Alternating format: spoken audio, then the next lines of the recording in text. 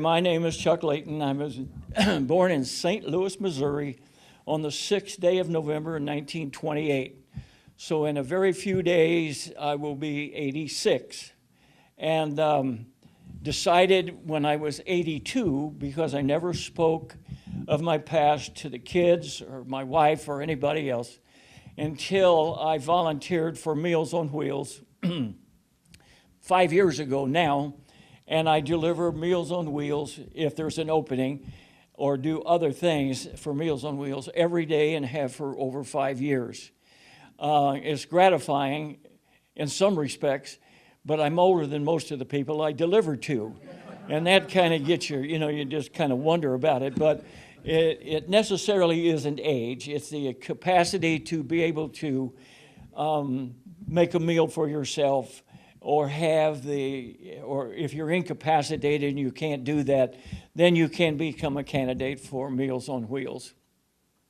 But my life started out in St. Louis, Missouri, and the Depression was looking its ugly head over the United States at that time. And my parents had a kind of a religion that I would classify now as a little bit of a cult. And of course, I grew up in that situation, and since there was no jobs in St. Louis, they decided, if you can believe this, they moved to Frankfort, Indiana. Now you know that there was all kinds of jobs in Frankfort, or maybe that was just a stopping point, because that didn't last very long. And then before the sun set one day, we moved to Chicago. Now in Chicago at that time, if your birthday was going to be during this first semester of schooling, you could start school. So I started school when I was 5. I became 6 in November. And what I kind of do with my story is kind of make snapshots of it. So I went to school like every other little boy did at that time. And on the last day of school, came home thinking that tomorrow was vacation. And when I woke up in the morning, my mother was standing over me with an A&P sack that had all of my belongings in it. And she told me to get up, and down we went to the bus stop. I was put on the bus for a country staying in southern Illinois. They weren't relatives. They were Aunt Belle and Uncle Dell, and you can tell the age of that combination of names, but Aunt Belle and Uncle Dell, they were not relatives. I don't really know how my family knew of them, but every year from 5 to 10, I was sent to the country with no parental guidance. I didn't get in any trouble, because it's kind of hard to get in trouble way out in the country, but it was, I had a relationship with pigs and chickens and hogs and those kind of things, but especially horses. For some reason, I must have got a shot of horse blood, or just loved the smell of manure. I can't quite figure out which one it was, but regardless of what it was, that's what I wanted to be. So the years in that, in the farm element, I kind of thought of myself as a farmer. But then when that stopped, I was on the streets of Chicago, and the first snapshot I'd like to share with you was, how do you make money when you're 11, 12 years old? Well, there was a gentleman that brought wild horses in from the West, and there was a law in Chicago: you could not sell an unridden wild horse unless it had been ridden. So these nice folks hired another kid and myself. There was a chute 40 feet long and a little short area that was big enough to put a halter on a wild horse, get on him bareback, ride him through that 40-foot chute, and that night you had a road horse. Now, it was still wilder than a March hare, and at the end of the chute, we just grabbed a bar and bailed off. But the big deal was, we got 50 cents a ride. So if a guy had a carload of horses, I might get 10 rides a day. 10 times 50 cents, 50, walk out of there with or 20 horses, walk out of there with a $10 bill in your pocket. You were walking tall in the high rent district. So anyway, I did that for all of those years and made $1 or $2 on that. And then one day, fortune really turned my head. I was working in a stable, and a guy came into the stable, and he was looking for somebody to take 11 horses to Mackinac Island for a movie by Metro-Goldwyn-Mayer, and it was called This Time for Keeps. And the star of it was the swimming beauty of those years, Esther Williams. And one of the leading men, not romantic, was Jimmy Durante. He wasn't the romance lead by any means. But one time I took the horses up there. It was a struggle. I had no driver's license. I had never driven a truck with horses in them, but I had a job. And so away I went for northern Michigan. We got up there, and there was a stable prepared. And if anybody's been to Mackinac Island, yeah, the Grand Hotel, you take the main road down, and as you make the turn to go down to the docks, there was a stable right there. And that's where I was for 2.5 months, getting horses ready for the scenes for that movie. But I had another fortunate thing. Jimmy Durante's aide came to me and said, Mr. Durante would like to take a trip around the island, which is 11 miles, and just to see the view. So there was Jimmy Durante and this 16-year-old kid going around Mackinac Island in a buggy. Well, he was just the nicest guy as you'd ever want to meet. You know what his character played was when he was in theater and things like that, but it was I was walking pretty tall at that time, thinking I was rubbing elbows with a movie star. Never did see Esther Williams because I understand later she was pregnant, and they only did her for the upper views, and she had 9 doubles with her. So there was 9 big blondes walking around the island when they weren't doing it. I think they did the diving shots and some of those kinds of things. And so as soon as I got back from Mackinac Island, I was now 17, and I got a job in Muncie, Indiana with Bob Whitney Stables, one of the greatest practical trainers of young horses. But while I was there, I got a letter, as many of you had, that the government would like for me to stop by. And so I went to Chicago and took my physical, and the next thing you know, I was headed for Fort Leonard Wood, Missouri, at which time we were the first ones into there after the forces. It was closed down for a while. Nothing worked. I mean, we went in November, and it was cold. Some of the furnaces didn't work. Take a hot shower. Sometimes it was cold. And so and they kept repairing stuff, and it made it half pleasant, but the PX wasn't open or anything like that. But anyway, we went on, and all of a sudden one day, we were called, 11 of us were called into a special area, and we were told to stand over there, but it was at the 12th week of basic. And so we didn't ask, what are you doing? How come we're over there? It was, yes, sir. We stand over there. Then an officer came in and said to us, pack your gear and be back here in 2 hours where you're moving out. Okay, so we did that. And when he got back there on time, we got on a bus, and the officer said that you're going to Ranger School, and we're headed for Georgia. And that said to me, you're going to take us down there, and we're supposed to jump out of perfectly good airplanes. Is that the program? Yeah. So we went down there, but the biggest thing was build up, your calisthenics part. Every other day, we had a 10-mile run full pack. And the first jump we made, after jumping out of towers and things like that, till our heart's content, we went up one day, and all of us bailed out. And when I lit, I hurt my right ankle. But I was so proud to be in something that meant something, because my whole life was just looking for something to be, something to do, something to say, something about. And so I taped my ankle every day so that I could continue, because I didn't want to be scrubbed, because I knew that if I went to medics, told them they'd scrub me. So I didn't. I just taped and kept doing. Well, that lasted, and then they said, well, we're going to do a low-altitude night jump. Okay, that means you jump out of a perfectly good airplane in the dark. Yeah, that was it. But when we got up, the wind was so great that they'd afraid they were going to lose too many guys at that point in jump school, and so they just lit, and we didn't have to continue that. And besides that, at that time, Korea was absolutely being slaughtered. Stalin had given North Koreans 6 tanks, and that would go through their thatch houses just like, bread on butter.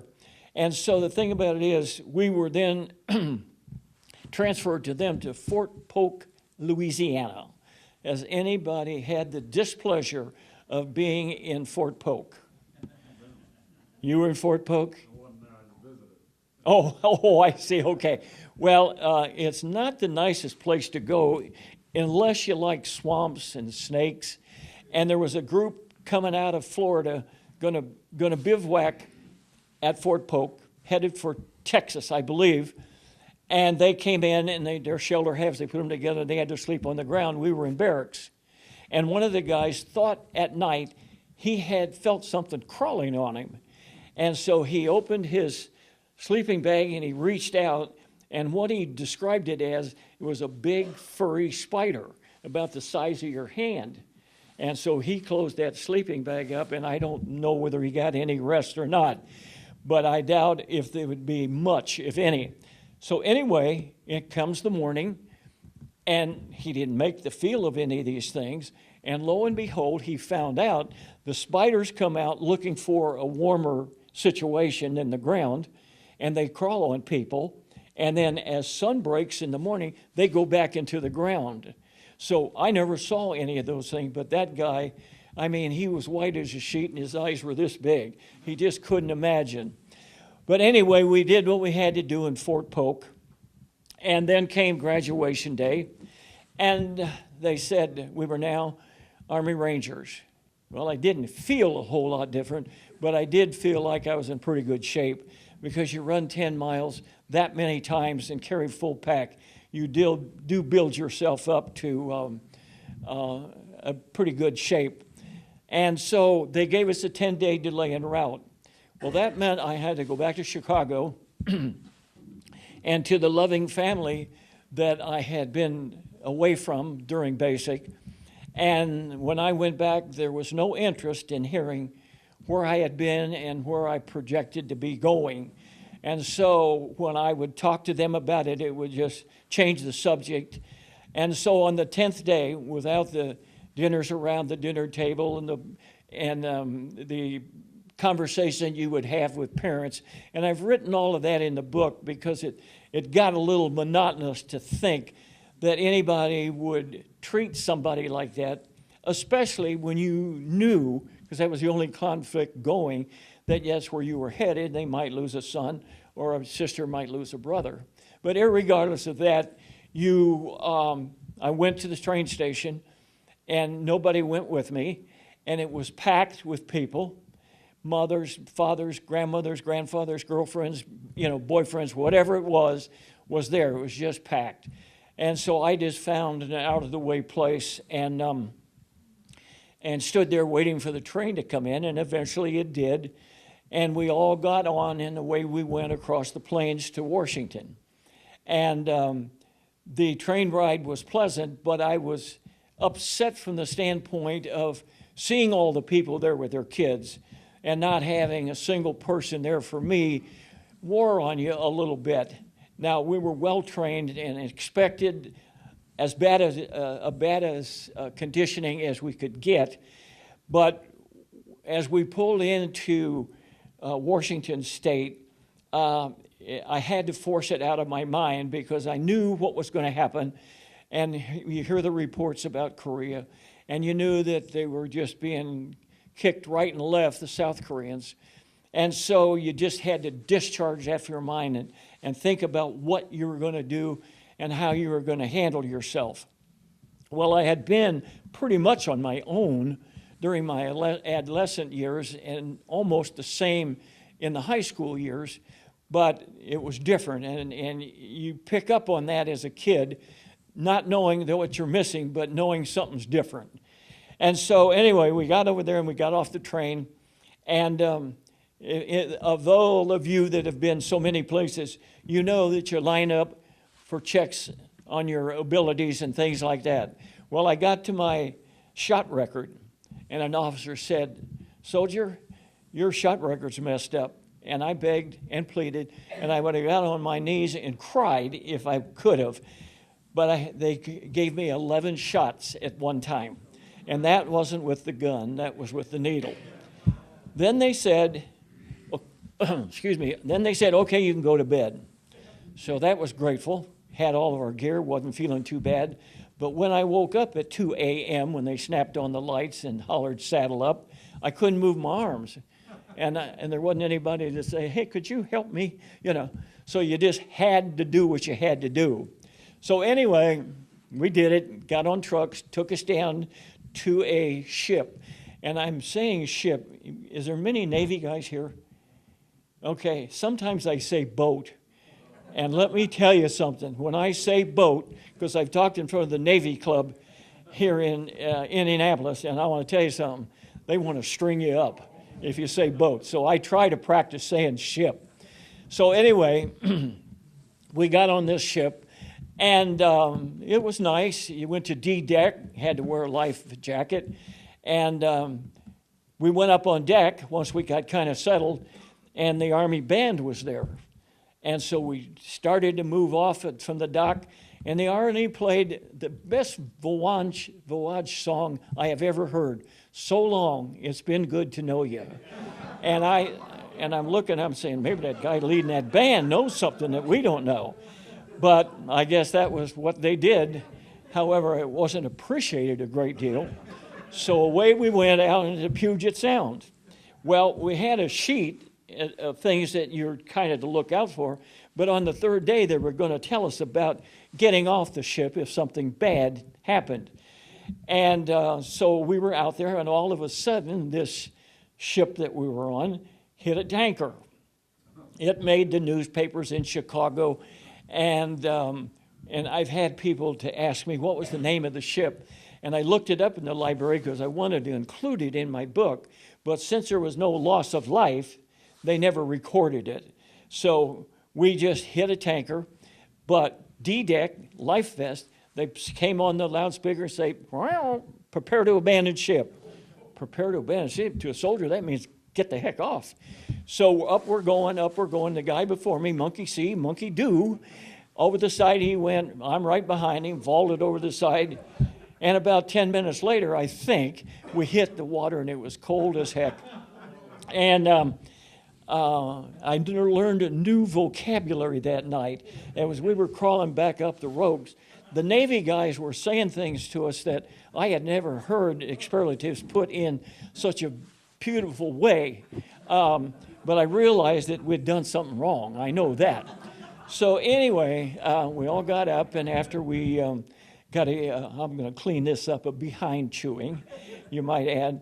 We got back, but the guy ahead of you was splashing water on you, and I was splashing water on the guy under me. And I think 50 of us were in the water, something like that. I never got to count because I was too listening to the vocabulary that I was learning. I didn't count any bodies. So anyway, we got back on the ship, and we took the northern route to Japan. When the fantail would come out of the water and then splash back in, there's nobody any more seasick on that ship than I. And in fact, I learned to dislike anybody that didn't get seasick, because I want to tell you something. I was glad I was in the Army, because if I had to do that on a weekly basis, I wouldn't be a very happy camper. But anyway, we finally got to Yokohama, Japan, and got off and got put on buses and taken to Fort Drake, which is north of Tokyo.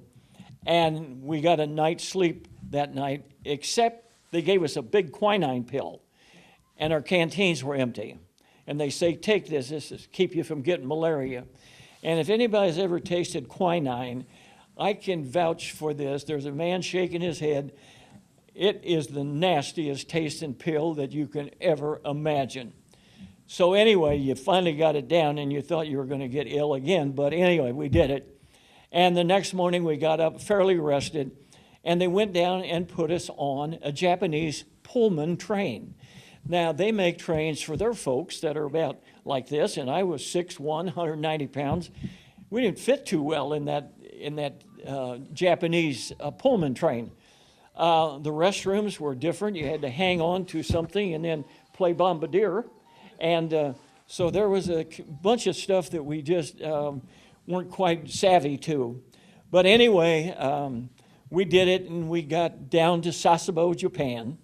And I guess that was the birth anchor plot for the Big Mo at that time, because the Big Mo, as I understood it, went up and saved the guys who were at the Chosun Reservoir by shelling it. And it was the first time I learned that the Big Mo shells weighed 2,700 pounds, and they could shoot 23 miles. And so what they did, because the Chinese said they were going to push us into the ocean at Hungnam, which is pretty far up into North Korea, and the Big Mo and a lot of other ships came up there, and with their help, a lot of the Marines and soldiers got out of there, but many of them with frostbite, because none of the vehicles would start, because now we're in 50 degrees below zero. And when we had snow and cold weather last year, you look out and you think back and you say, this is a dusting, But anyhow, we got into Korea, and we were sent up by narrow gauge boxcar. And the facilities for latrine activity at that was they punched a hole in the corner of the boxcar. And, we had all the niceties of life. And so we went north, depending on where we were getting off. And I was destined to be a FO for the 2nd and 7th Division. And I was on detached service between the two. And so I had a fairly active life. So when things got tough, I would go from one division to the other. If they were in reserve, I would go over. And so my reserve time was less than the average. But that was all right. You didn't have time to sit and worry about your letters from home not coming in, except there was one gal that her name was Helen, and I knew her from someplace in Frankfort, Indiana, and she would send me short notes a lot. I never got any letters from my parents or anything else. They had excluded me and Korea from their minds. And so anyway, we did what we had to do, and we were around the different things. In my map that I put over here from Korea, 1950 to 53, I put blue lines over where Heartbreak Ridge was, and the 38th parallel, and where the Chosun Reservoir was, and the Pusan perimeter also. I marked it in blue so you could see it if you would care to take a look. So anyway, we knew that the Chinese were going to make a big stand along with the North Koreans, and so they were moving us around, and they put the 1st Marine Division on the right flank of us. We were in the 2nd spot, and when it started, it was my responsibility to check and see how many large pieces that they were going to come at us with, and it wasn't as many. It was bodies, because they had 500,000 Chinese that they didn't care if they died or lived. It was just immaterial. So anyway, when it started, they had no communication except bugle, and we didn't have communications because we had to pull wire at that time. There was none of this Baker 1 to Baker 2. We didn't have any of those luxuries. So they hit us tremendously hard, and they hit the Marines first, but they would kill bodies, and that would just give them another stepping stone to go up and to get over the lines. And finally, they got behind us. Night was falling. The heavy fighting slowed down, but we knew that we better hide or we're going to get captured.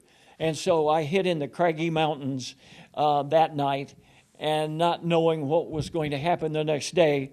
But when it did, the North Koreans were putting out people to find us, and I and 36 others were captured. So they force-marched us for about 2.5 hours to a little compound, and all of the homes, if anybody has ever seen much of Korea, they're thatched roof. They got a pole out in front, and not as a nasty subject, but every Korean house saved all of their solid waste all year. That was their fertilizer for next year's rice. And every home had a square building, and everybody would defecate, and they would take it and put it in this building. And then in the spring, they would take it, put it in their fields. When the rains came, they would walk in it and mix it with the mud and then go in and plant their rice. It was a nasty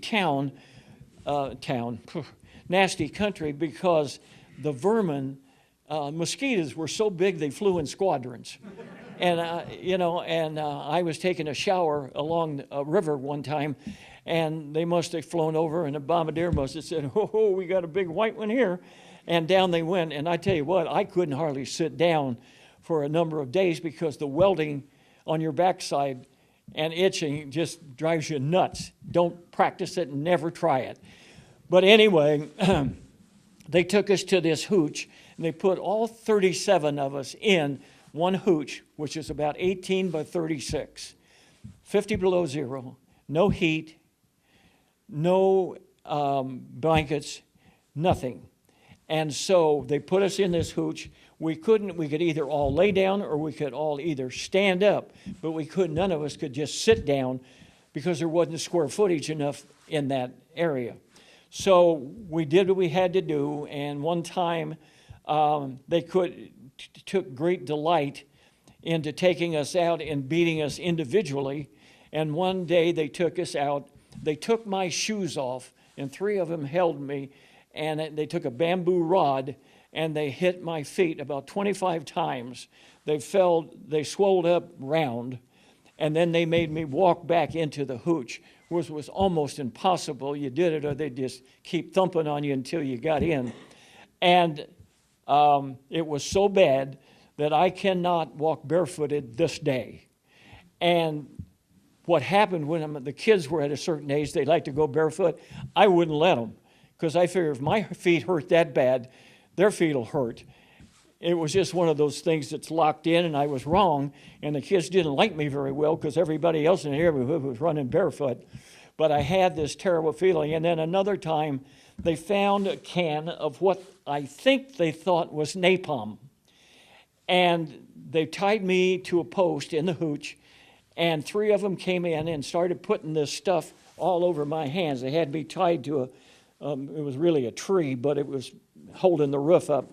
And they put this stuff all over me, because the way they were chattering and talking about it, that I had this feeling, and I knew about napalm, but it wasn't an anti-personnel weapon at that time. That happened in Nam, to the best of my knowledge. And so anyway, they thought that's what they were putting on me. And if they would light it, they knew that I would be handsless. There would be no way to keep me from losing my hands. But anyway, they brought in a lantern, because there was no electricity in Korea that I saw ever. And they lit a stick, and the rest of them ran to the door thinking it was going to be a big bang. And they lit it on me. Well, it was grease. Well, grease is a petroleum product, and it lit also in a blue glow. And they had run thinking they were going to get maybe caught on fire. But we heard them as they were leaving, grumbling probably about the junk, if it was supposed to be napalm, about the junk that America makes. But the guys pulled it off of me, and I've had 7 operations on my hands, because when they finished, the skin was just hanging. But the thing about it was what saved so many of us is that they didn't take the can of grease. And so the people that were suffering from chapped and burned or anything would put this grease on them, and that's what I did to save the parts of my hand that were still done. And I've got a gal here that was a Marine surgeon that went into this kind of work, and my hands, except if you get them under black light, they look almost normal. So I'm grateful for that also. But anyway, they did these things, and they would take us out, and they would try to get the weak guys, and they could recognize them with our headgear because we had everything we owned on. And so they would come in and try to take the weak guys, and I would interfere with that as much as I could because I knew the weak guys were going to suffer more from the hurt because they're going to hurt mentally as also hand-wise and or whatever they did to them. And they would just walk in sometime and just smack you in the face. Your nose would bleed. We had nothing to wipe it off with. So that would just cake on you. And so all this time, the filth was building up. And when we lay down at night, without any cover, we slept next to each other to share warmth. And what happens then, when a guy would have to get up at night to use the facilities, he would disturb everybody else. Everybody had to move. So without voice, it just started that about on the 7th or 8th week, everybody started going where they laid, going in their clothing. And we were held for 17 weeks, but you just had to do it with the acid in your urine, the acid in your defecation. It wasn't made for pleasant surroundings. However, the defecation was usually fairly loose because we got slop. We never got anything that was hurt, but I learned in Ranger School, keep moisture in your body is better than food because you can stay alive longer. And so with the slop they gave us was water laden. And so we took advantage of that and licked every ounce of moisture we could to get in that. However, about the 9th week, we heard chatter that sounded like female. And we started wondering, and then that night, the guards came on duty because they always stepped in, and they were intoxicated and with the women's voice. So we figured out very shortly that night when the guards came in intoxicated and the shrillness of the voices that we heard, they had a group of women that about every 3 weeks, the North Korean brass or whoever brought fresh girls and booze. So the girls finally liked to join in the fun, and the guys would hold us, and the girls would kick us in the groin. However, I had learned also in Ranger School, if that happens, because that must have been an Oriental practice that others did, so if your calves and your upper legs are pretty solid, and they always held us by the back of our head in a submissive position, and you saw that foot coming, pull your muscles together as hard as you can, and that would delay the direct hit. Well, if a guy had skinny legs, it didn't help him a great deal, but it helped. And so we started listening to the girls more and kind of looking out the door when we could, because there's no windows in their hooches over there. They just got a side door and a back door, and that's it. And there was a guard at each of those. So we just listened, and every 3 weeks this started happening, the girls and the booze.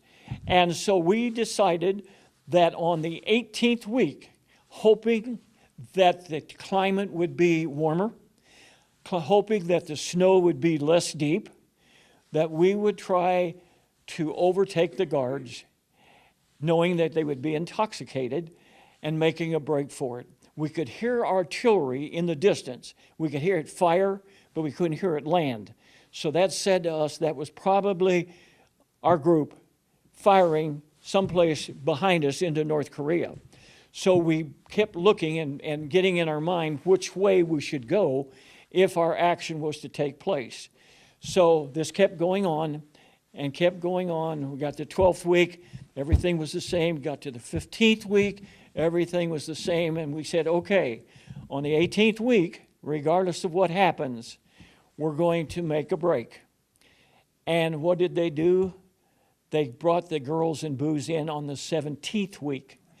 But we had practiced getting in line with the weaker guys in the middle, the stronger guys to beat down any snow that was left. And the temperature was somewhat warmer, about 20 degrees warmer. It was only 30 below. And so anyway, we planned it. And I can remember ringing in my ears to this day, "You do it, Sarge." And I knew it was my responsibility to take the guards out but because they had trained us to silent kill and those kinds of things. And was I the kind of guy that would relish in something like that? Absolutely not. I wasn't Christian because I never was Christian, because I never got to go to church. My family was kind of a cult-like thing, and so I never had the privilege. But I never prayed for me to get out. It was always we or us. And so we had done the planning, and the guards did come in intoxicated. And so I took the last guy that was where we were going to go out the back door. I took him, and we had never resisted at all any of their orders or anything else. So they had no reason to fear us. And so when the first guard came in, and we made a commotion, and he came in, I got him, put him down, held him until he was dead, and then let go. And the guys then filed into the formation that we had chosen to do. Then I went up to the front guard, and we did the same thing, and he came in, just unbewaring of anything, and we put him down. And so we knew we had to go. And so the minute I told them that 2 is down, they started out the back door, going in the direction that we had planned. At daybreak, we heard an engine, and we had gone, we don't know how far, because the snow was only 16 inches at that time. And we headed in that direction, and we heard an engine, and we looked up, and way up in the sky was an L-19.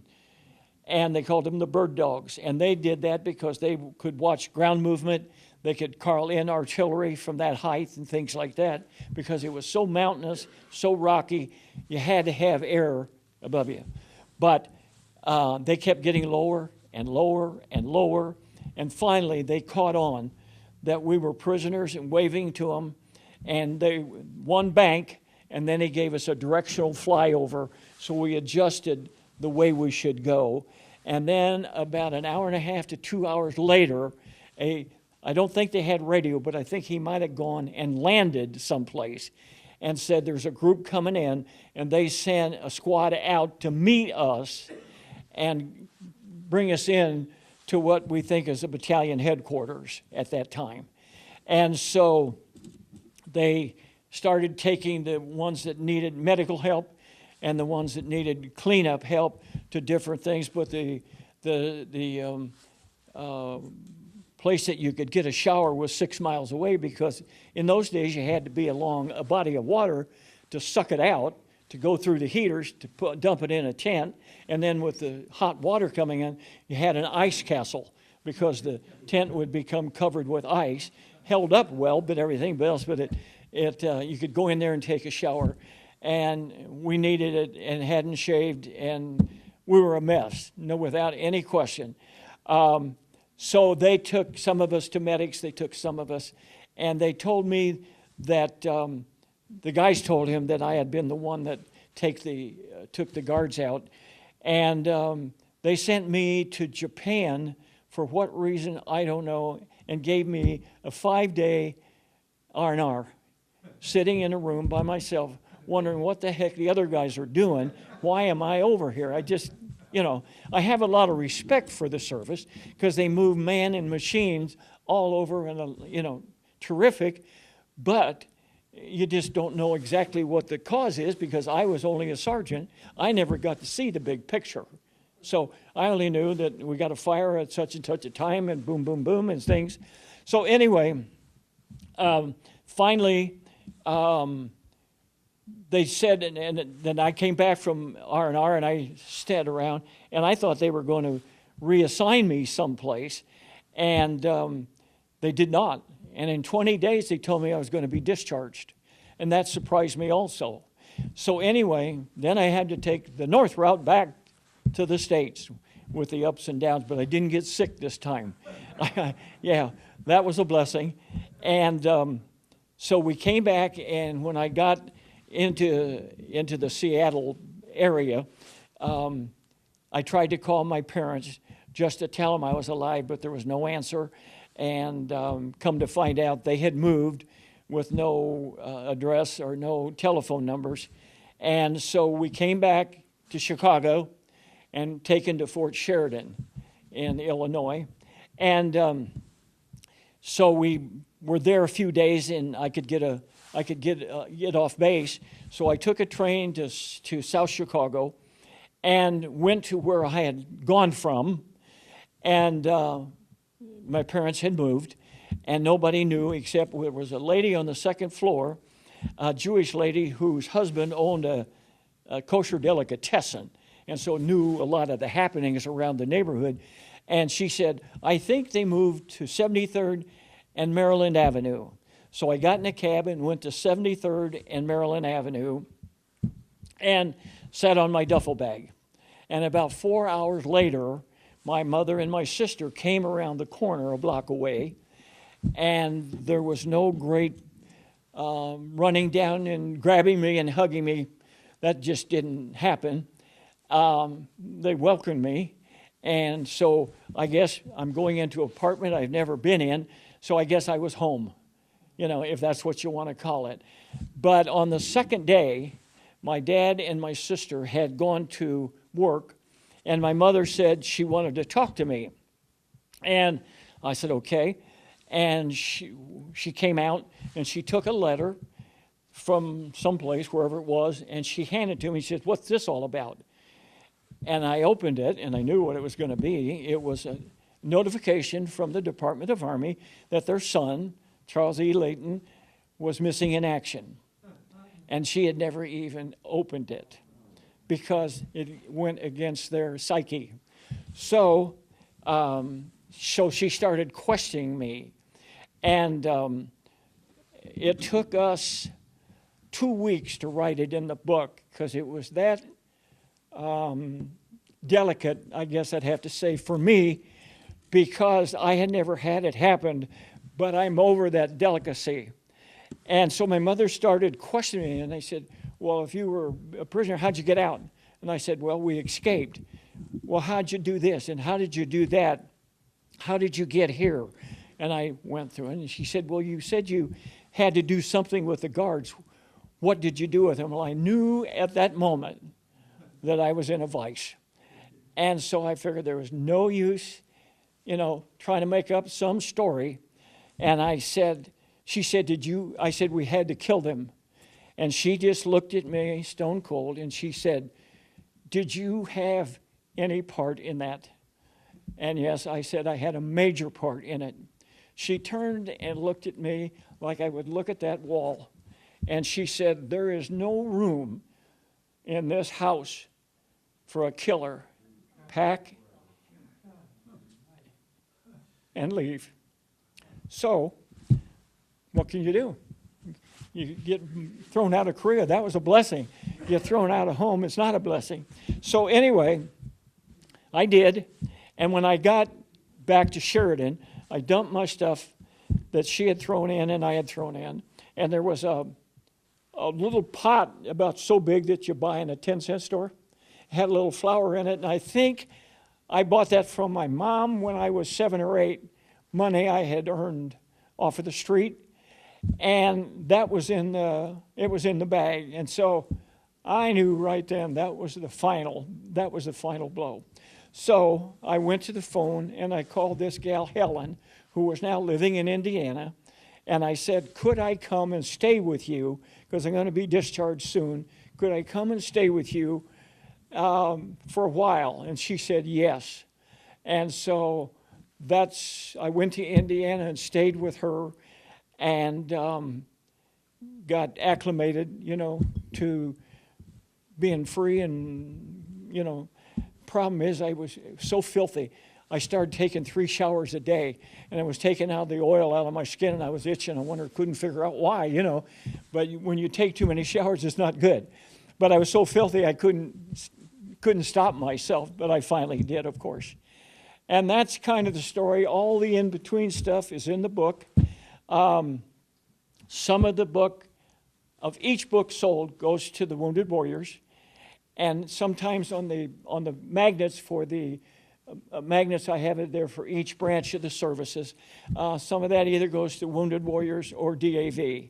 I support them very heavily. And It took 2 years and 4 months to write the book because I had to remember 60-some years ago. And so there's a lot of in-between stuff if you should be so interested. And I'd be happy to sign them for you if you should so desire. That is my story. Thank you. Thank you.